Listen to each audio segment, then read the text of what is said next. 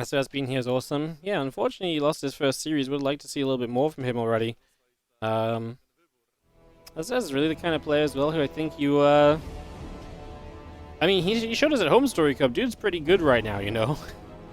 It's actually, you know, I think when SOS made a return, we all thought, okay, time for, like, Haas to, you know, a glorified version of Haas to show up and cheese everybody, but that was obviously not the case at all.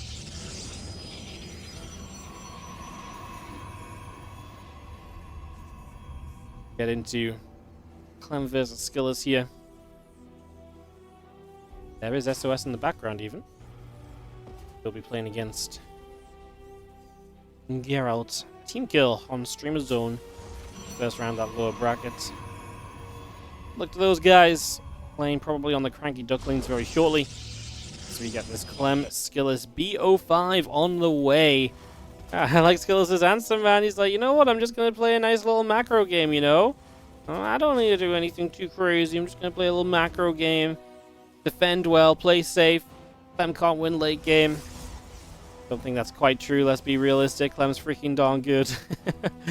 Yeah, maybe some of the later game TvPs have not gone his way lately, but he's still very good in that later game. You have to be so good to challenge Clem in that state of the game. It's terrifying what he can do, even if he's not necessarily favored going in, to be honest. So we shall see what goes down as we get ourselves set up. And we get rolling barracks on the way through. We get ready and rocking here for a couple of moments.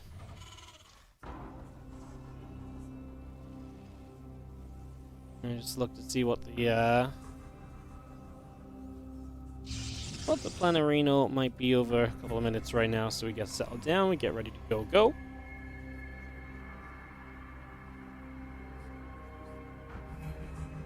So it'll be Clem SKillous, then Rain or Lambo for us, then a winner bracket final, and then we basically just follow the lower bracket through till the end of the tournament. Should still be a good few hours of StarCraft 2 in it for us today then, so sit back, relax, enjoy. Good to see you all. Again, thanks so much for tuning in, especially the YouTube is just popping. I know Twitch isn't much today, but like I said, we started late, there's other English streams. YouTube is genuinely out-viewing Twitch today, which is still kind of pretty nuts, no? So yeah, go YouTube stream.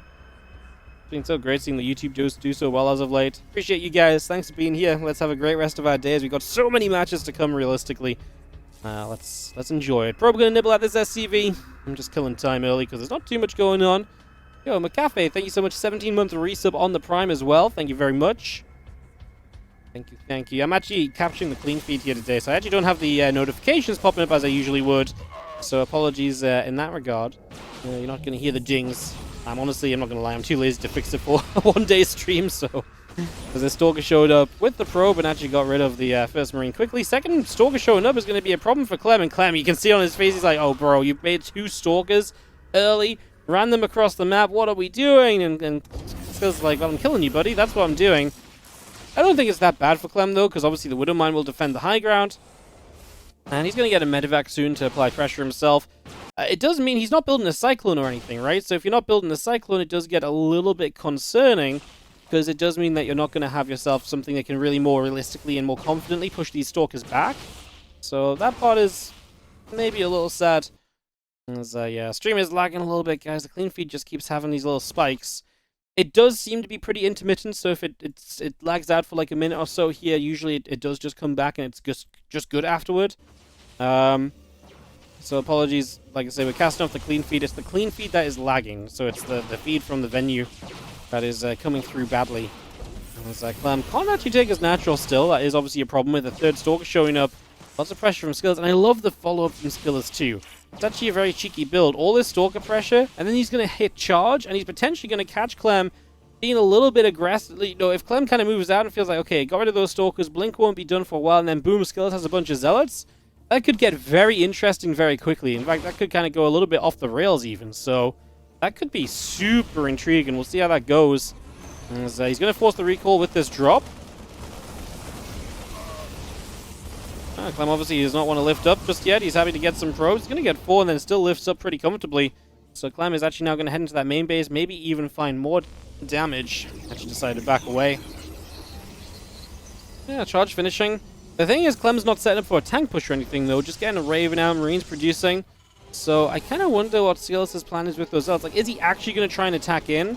Clem's not going to have a wall off or anything, so there's going to be hope for that. It's a very wide natural here on Pylon, so there's hope for SKillous just to attack in if he wants to, but maybe he has more of a long-term kind of futuristic plan here. I mean, he's got no prism, he's got no way to warp in across the map, so surely we're not just going to attack directly into this natural.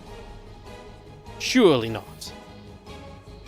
But am I going to get rid of the first zealot? Clem will see that this is charged as well by the speed at which those zealots are moving. That little bit of preemptive info, look at that instantly. Clem, bunker, depot, create a little bit of a wall further back. I love it. It's exactly what you want. Negate the power of those zealots. Raven comes back over here. I think that was a misclick from Clem. I don't think that was meant to be over here. It was heading out the right side originally, I believe. So I think that's just accidentally come back across the map. Does eat a couple of hits, but that will be about all for now. And we'll be able to get down to the bottom a little. And we'll eventually find a chance to drop some auto turrets. So we'll still cause some trouble. One kill on this auto turret already. And obviously a little bit of a pro pull as well is going to deny some mining time for a little bit. So Stalkers come over. Raven still taking hits. Auto turret gets denied. Yo, what's up, Vara91? 67-month resub. What a legend. Coming in with a big resub. Appreciate it big time. Thank you so much, dude. You rock, as always. You know I appreciate you. Thank you so much for being here. And keeping on subbing. RoboBay coming online, the Blink coming up and running. Extra Zealots are being brought through as well currently. Cyclone and then the Marines and the Siege Tank continue to gather together. We do move to the right side a little bit. There's going to be a pylon up for grabs over here. I like the double Banshee, by the way. It's kind of funky because you saw the research on the Tech Lab earlier as SKillous. And then you saw the Raven, so if I see that, I'm like, it's a fake. But he actually has Banshees this game. Like, he actually does have the double Banshee. Going right down the right side of the map, there is one unit that might scout it. He's just run over in time to spot it. SKillous sees the Banshees with this probe. Just built a pylon. Talk about clutch. SKillous respond already. Not sure if he did respond. He did click in his main base, I think, so I think he does know. Yeah, but Clem's going to call his bluff about having an observer ready. Oh, and he love it. He scans where the robo is going to be, where the observer would fly from because of the robo. So he knows how committed he can be. He recalls that observer. That's not going to be in position as the Banshees hit the natural here. He'll just get one more probe, but actually really nice play with the Banshees. I love everything he did. Scanned to see a potential incoming obs, called the bluff, and Clem just says, yeah, I really believe I can do something. However, on the map, Clem's going to get caught a little bit. The Colossus get involved, the Zealots get involved, and Clem is not going to win this fight. But as lovely as the Banshees have been, the main fight goes completely wrong for Clem. Siege Tank going down. He's just going to run away. He has no medevacs currently. And Clem's in trouble. Widowmine's going to hit some of these Zealots. Well, that was great for SKillous. Zombie supply is going to be fairly similar here. The Raven should go down as well. Stalkers will target fire that. The Bio Army is super low HP also. The freaking Banshees are the MVPs. Look at them go. They killed off the Colossus there. That's going to enable the rest of the Bio to kind of keep fighting. I mean, it's low HP, though. Surely Clem's got to step back. He does have a 1-0 upgrade advantage. Bio will fight again. A couple of Stalkers still being grabbed. We get those pushed further back. Colossus coming through, looking to help. It's Bio Army running away once more.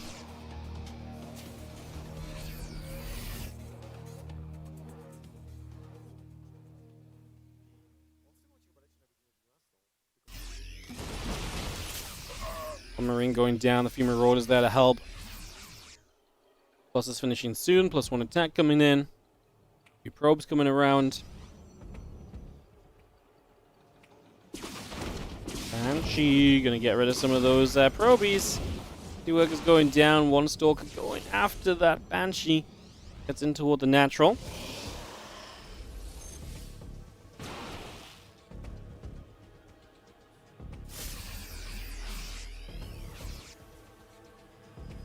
Fire down the right side, gonna try and hit this base. Colossus gonna be there right away. Couple of Zealots trying to chase forward too, wouldn't mind. Targeted the sentry. I love the target fire attempt from Clem. Because the sentry would have been great to get rid of, but SKillous did manage to pull back a little bit and get out of reach of that, so game will settle, but Clem's definitely not where he wants to be.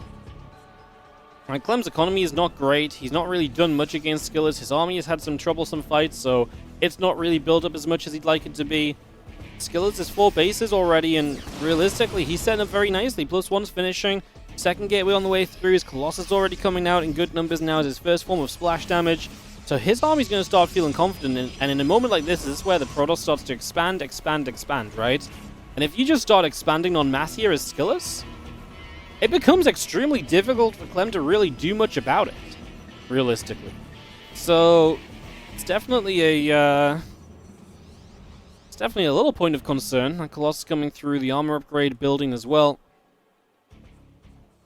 Army here gathers between those bases, and Bio still moving about. Pylon settling down. And +1 armor, +2 attack. Disruptor on the way. And where will we go next? Remains to be seen. I mean, just the 2-1 coming through, though, from SKillous. I like a lot of where he's going in this game right now. Really do think he's heading into some very, very good positions over this next little bit. What happened to Clem? He seemed unstoppable a few months ago. I think a lot of people started stepping it up ahead of DWC and getting things figured out and all the rest of it. And I think some players kind of laid down the baseline of how to beat Clem a little bit too. I will say again, just a reminder in case you didn't hear earlier, Clem is also coming into this like he arrived 4 or 5 hours ago from Riyadh. They had a big delay on their flight. They had to stay in Dubai overnight, so they flew this morning. So they arrived, like I say, instead of arriving last night, they arrived a few hours ago. So, like I say, it's definitely a factor. Definitely gives me more of a reason to kind of favor SKillous than I usually would. Like, it has an impact on how I believe this series will go. I think SKillous has a way better chance as Clem. Feels like he's got a lot to win this fight with here, but he's already lost a ton of SCVs. It's the Zealots in the main base that are going to be the problem. They show up, that Colossus goes down. Zealots and Stalkers getting chased away. Zealots continue to put the work in. SCVs dropping, Vikings overhead. You can see the Bio coming back over for the moment. And all of those Zealots still getting hit. The Orbital Command right there taking damage as well. Stalkers will take that out. Blinking forward after some of these SCVs. Vikings are going to go after the Prism. +2 attack gets denied.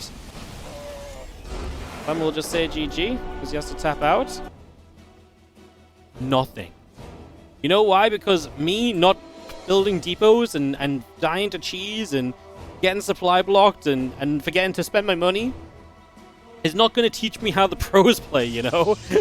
Like, I always found this concept super freaking weird, where people are like, you gotta go and, you know, you gotta play the game of cinema. Like, yes, playing the game introduces a lot of, like, the subtleties to you, but I really believe that, like, if you've played the game at a good level in the past, and you've got that baseline level of knowledge of playing the game, you do not need to actively play the game to pick up on the majority of concepts that exist in the pro game now. But yes, I don't know my exact response or drone count or exact SCV timing for this build or that build. That's not something I'm interested in anyways. If I wanted to learn that, I could take way better note of the games that I'm watching and write these things down and commit them to memory, but I just don't care. Like, to me, that's not the exciting part of StarCraft 2. That's not the part I want to bring up in my casting. That doesn't mean I don't know the game. You know, like... it's always a very interesting complaint that people have. Anyway, enough about the haters, more about the lovers. The lovers? Yeah, the lovers of the game. You guys, and let's give you guys some games to watch. As this game 2 starts up, SKillous getting the edge there in the end. I mean, I think that really came off the first push of Clem really getting caught, that big one, in the sense that he was, as the Banshees did so well, he just got caught on a fight he didn't want to be in. And I think there was honestly still chances for Clem from that point onwards. It just kind of slipped away from him, though. You know, and it really set the tone for SKillous to be ahead in the game, so excited to see how Clem bounces back, as this probe being heckin' annoying. That's already a low HP SCV, and with that SCV being low, that makes an easy pick. However, now the probe gets caught in the back by the Marine, and that will hence be a dead probe, and he will fall.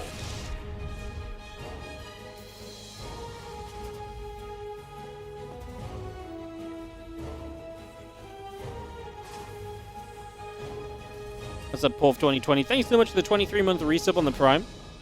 Appreciate it. How many people you expect to get into the minute, like, specific times of the pro players? Yeah, I think Lambo is a great example of this. Lambo and Horston. Lambo always has really good ideas of, like, exactly what the players are thinking based on the timings of what they've done. I think that stuff's super interesting. He explains it in a really good way. I always really like that. But, like, the reality is I could grind to GM, and I'm pretty sure I could still not tell you 99% of what Lambo can tell you in those scenarios, right? So, like, you know, there's, like, a time investment there where it's like, I could put in all that time playing and getting better, and I still wouldn't be able to do these things. Like, that's the thing, right? Because what Lambo does is an extremely specific, like, figuring out all the little things and all the possibilities and all the trees, and he narrows it down very quickly because he knows all those super laid out situations, so...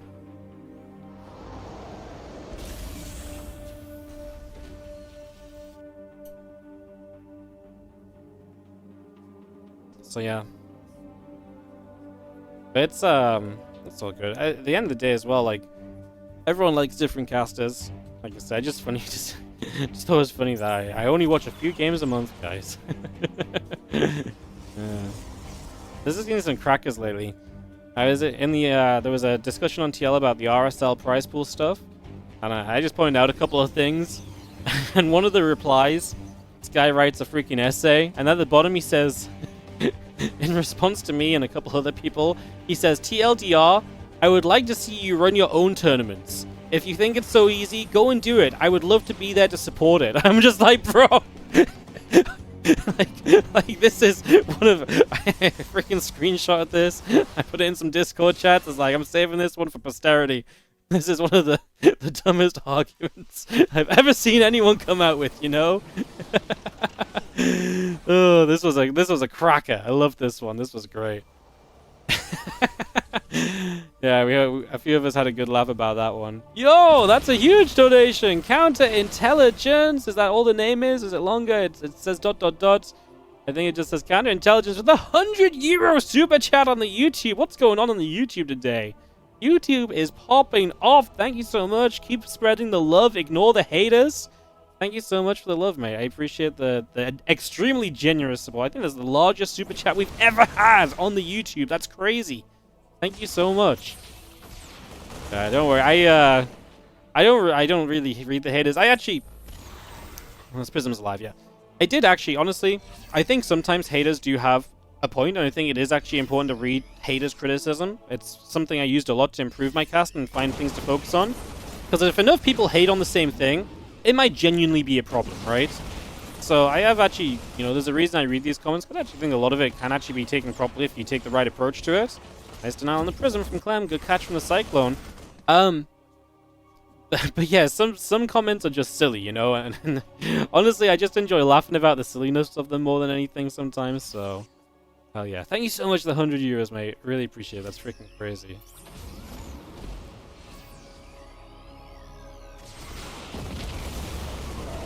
Marine's going to stem up.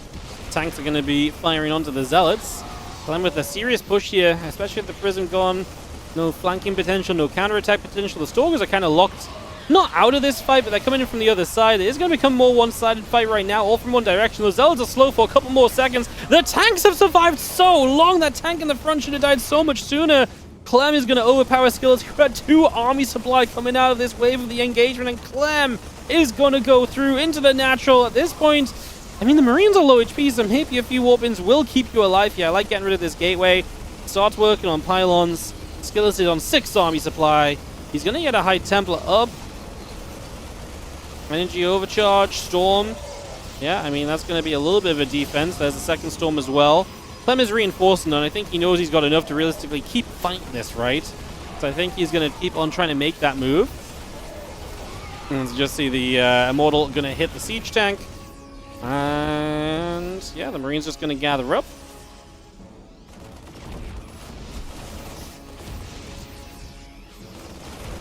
Marines is going to fight again. A couple of Zealots are just going to come back through. The Marines pull off over to the side. Medevac's going to heal. That probe will go down. And the Zealots will continue to charge on forward as the Marine's going to lift back into the Medevacs once again, retreat over to that left-hand side.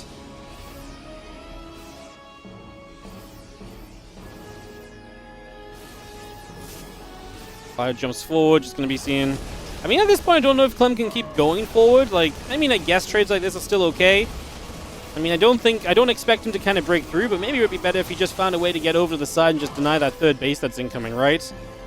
He's still forcing storms, he's still forcing tech units to be used here, so it does feel as though Clem is on the right path to this Game 2 victory. Widowmine going to burrow. Widowmine is actually going to be very nasty onto those Zealots. Splashing right now is going to be really just softening them up, and this bio will do well. Oh, nice split against that Storm, but the Zealots in good numbers, pushing in. Storm gets 2 medevacs, which is really nice as well. I mean, they were out of energy anyway, but no more healing. Energy regeneration means less healing overall. And wanted to try and get the Arc on there. Couldn't quite get to it before the Zealots threatened, so he had to take a step back. Engage once more. Zealot going down. The Widowmine still in position as well.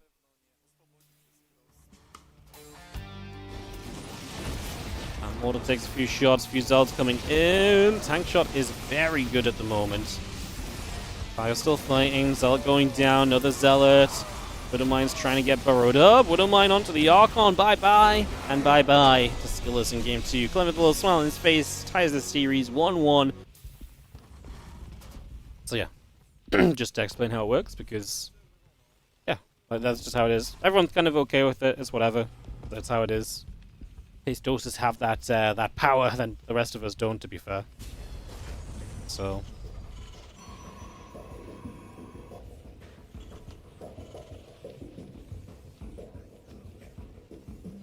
what is kind of sad is that a lot of people in the past do not want to cast finals. And the reason they don't want to cast finals is because the people who cast the finals get a lot of hate. They get a lot more hate than they get love. Because everyone has something to say about the finals casters if it's not who they want it to be, you know? So some people usually are just like, we really don't care about the finals because, you know, I'm just going to get more hate than I care to deal with. So, yeah.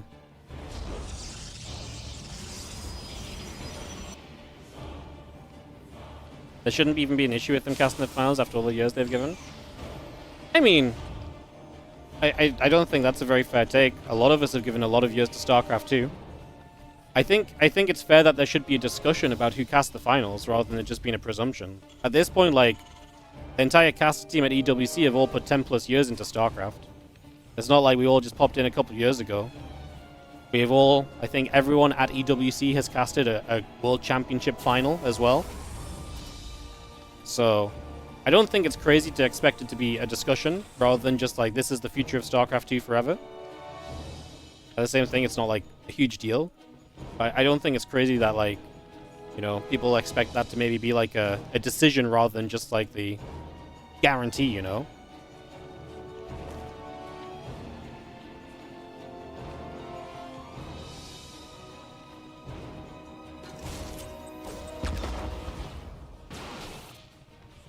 Especially nowadays, because I do feel like there's more... I feel like in the past, Tastoses were very widely accepted. And I do think nowadays there's a little bit more pushback on Tastoses from a lot of the community. I don't think it's necessary enough to say they shouldn't cast finals, like that's not my point, but like I say, I don't think it's crazy to say it should be a, you know, a discussion about who cast the finals, you know, so... But like I say, like, I don't think anyone really cares overall. Wardy Loco Grand Finals one day. Yeah, I don't think that's gonna happen. Some casters feel like it's a status thing to cast the finals. Seems like a lot of work for little reward. I think everyone is kind of okay because we've all gotten to cast the finals. I think about it now, maybe Loco hasn't cast the finals because Loco only really got brought on for offline stuff once Tastosis came back. But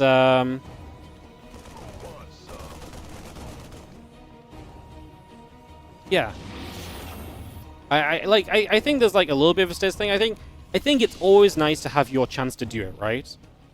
You know? And I don't think anyone's out there thinking like we should, you know, we want to cast the finals every single tournament. Sometimes it's nice to get to cast a final, you know? Sometimes it's nice, you know, sometimes it's nice to be like, hey, I get to bring the final moments of this tournament, you know? Like, hey, I get to, you know, I don't know, it's just a cool feeling to do the finals, you know? Like I say, no one expects to do it all the time. But it is nice to know that there's a possibility of casting the finals, right?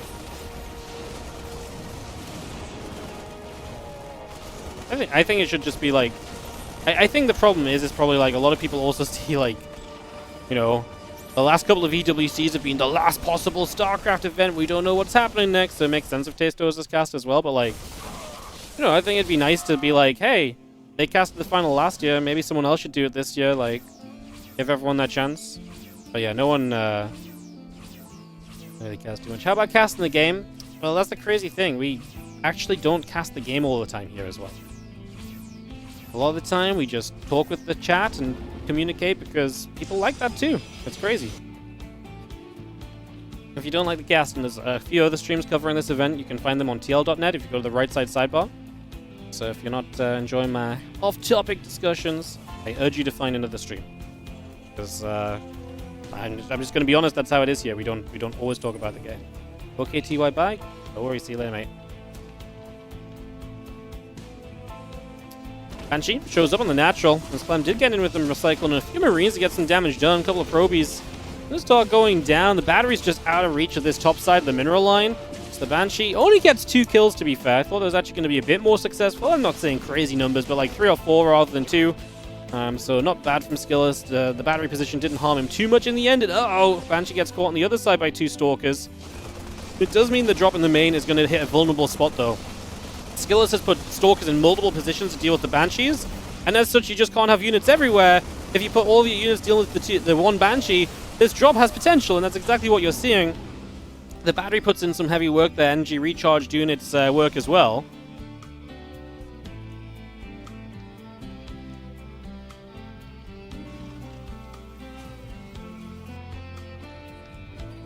Marines going back in from that right side. That medevac chilling about. Just going to be seeing the Marines and the Reaper coming back through. Blink and the +1 starting up as well.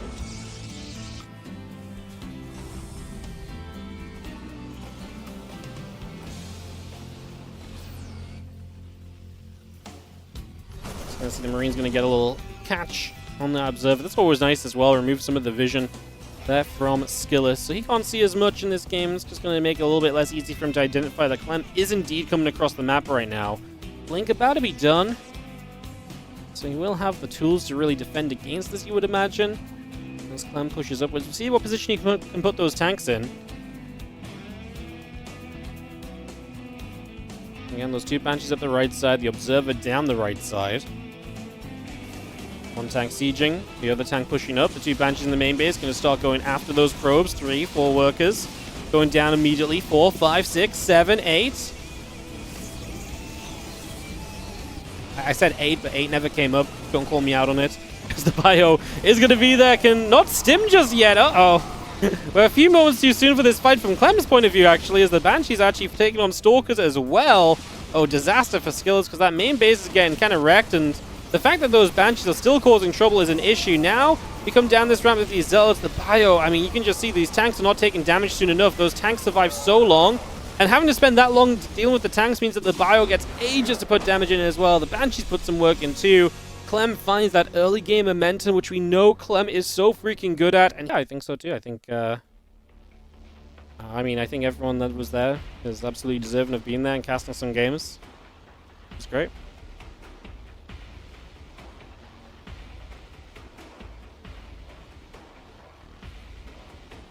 The beauty of StarCraft 2 is we honestly just have a lot of great casters. And we don't just have a lot of great casters, we have a lot of great caster combos, you know? Like, because in StarCraft 2 we're not just stuck to like one pairing like in other esports where like a duo is a duo. Like, I think that's the beauty of StarCraft 2. Like, you get so many fun matchups of casters, and like, you know, it's fun for me when I go to an event because I get to cast a game with Loco, I cast some with Roddy, I cast some with ZG. I think this time I actually only cast with those guys just because of how the matches that people wanted to cast fell. I also wanted to work early. Some other people wanted to work late. So, you know, I didn't cross paths with State, unfortunately, and stuff. But, like, you know, like, it's fun getting to cast with different people, too, you know? Like, each cast feels different. Like, I like it as well because I like to think I've got a pretty diverse role in casting because I solo cast so much. So I can kind of build to my, you know, co-caster strengths or what they like to do. So when I cast with Roddy, he does all the talking about maybe this should happen and that should happen, and then the moment the fight starts, I get to be the excited guy. Whereas ZG is really great at being the excited person while also bringing the analysis, so we kind of both just kind of mix and match as we go, you know? It's, yeah, it's very fun getting to mix and match so much, you know? It's interesting for us too.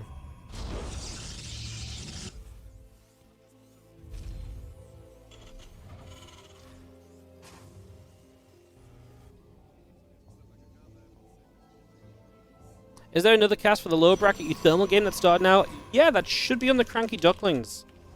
The Cranky Ducklings are covering everything. I'm pretty sure they're on YouTube. Oh no, they're in Clem SKillous as well. If they're in Clem SKillous as well, then the lower bracket match may not have started, because as far as I'm aware, I think the timing on Liquipedia is just not correct. As far as I'm aware, Cranky Ducklings will cover any lower bracket matchup. So I don't think it's actually started. I think it's just past its start time on Liquipedia, but they're running a bit behind schedule or off schedule or so.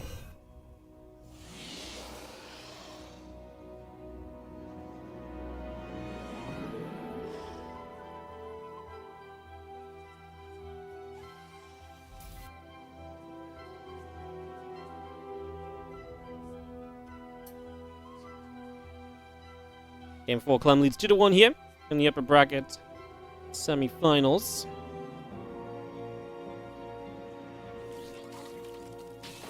It's Sassy 2's 15-year anniversary today. It is. Happy birthday, StarCraft. Kinda crazy it's 15 years old, huh? I didn't even get, like... I feel I've been part of StarCraft forever, and I didn't even get into StarCraft until, like, a year after its release. Like, I came across StarCraft, like, so accidentally as well. That's crazy.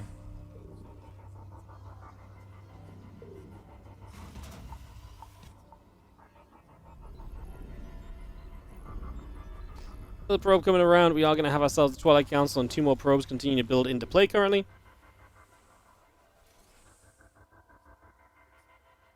And we just take a moment. Viking and a Cyclone on the way from Clem. Because it's a Stargate opening from SKillous, which is not seen as often. And this is exactly why you don't see Stargate much, because in this scenario, if Clem just goes like Viking Cyclone, like these Stargate units are really not going to do much. Fresh Widowmine here is going to help the zone, and is going to go off on the Phoenix. That's going to be low HP. Going to have to get the hell out of here for the moment. It's a scary moment from Clem. No bunker on the low ground. And has to land the Viking to help out. That means it's not in the sky to help zone. Cyclone left in the main base, if I'm not mistaken, just, okay, it came down the ramp now. I wonder if he's just initially concerned about maybe like an Oracle follow-up or so. Now the Cyclone gets lifted by the Phoenix. Do we have enough here? Yeah, we do indeed. One Phoenix just gets out of there. One Stalker goes down as well, so that is going to be a nice catch.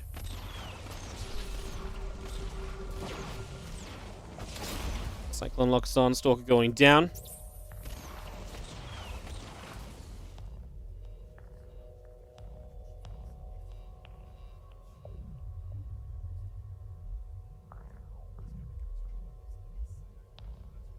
And it's been a decent set of trades.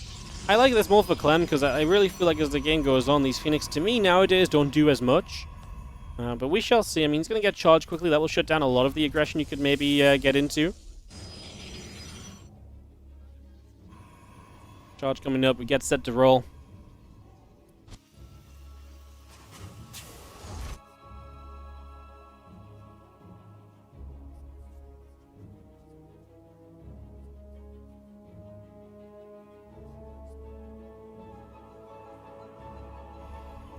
Phoenix is pulled back. +1 stim going through. 2 more barracks on the way up. Forge, Gates, Nexus, Warp Gate, and the Charge all coming in.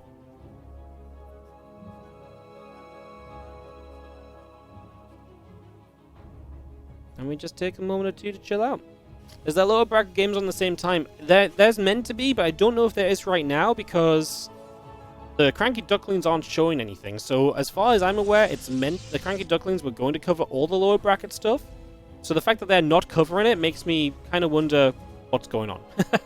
I don't actually have any more info. Apparently SOS Gerald is 1-1, so it's going on somewhere. Okay, I don't know where then.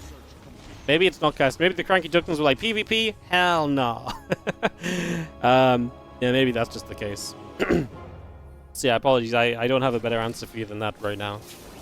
If I get any more info, I'll try and figure it out. I'll pass it on, let you guys know what's up.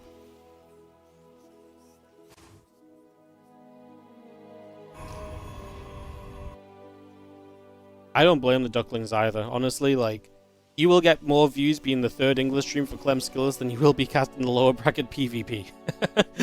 It sounds crazy, but it is very true. Mirror matchups don't do well. Clem's name power does a lot for you, so I don't think there's any harm in getting out there and casting the games that are going to get you a few more viewers, to be honest. I know it kind of sucks. I mean, that's, you know, if the tournament organizers don't force you to do certain matches, though, then go do what you know, what's best for you, right? Big ol' SEV pull from Clem as we get down into this place. Oh, the Zealots on the other side. Clem wasn't expecting that. One of his tanks dies immediately. What we're going to do here, Clem, and kiting to the upper right. This is not a good start for him. Extra Marines showing up. Can he turn this around? It's just so many Zealots. But there is a lot of Marines as well, to be fair, especially with a few coming from the other side. But Zealots will also warp in to join this. I think that's a defense from SKillous, though. Clem was just not ready for the initial flank, and he was not ready for those units from that right-hand side. So that first tank going down removes a lot of his power, and that position is going to be unwinnable now for Clem, I think. I actually think it was a good attack from Clem.